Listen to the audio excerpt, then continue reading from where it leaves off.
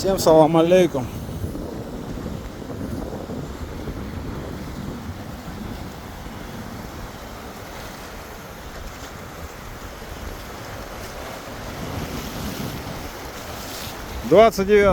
Сегодня получается у нас 30 марта.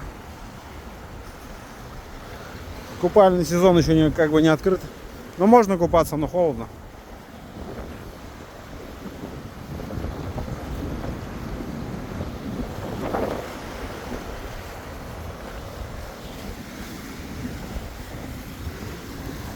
На улице где-то градусов, наверное, 25, наверное.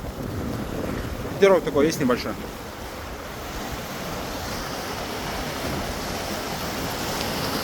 Вот такой вот здесь вид.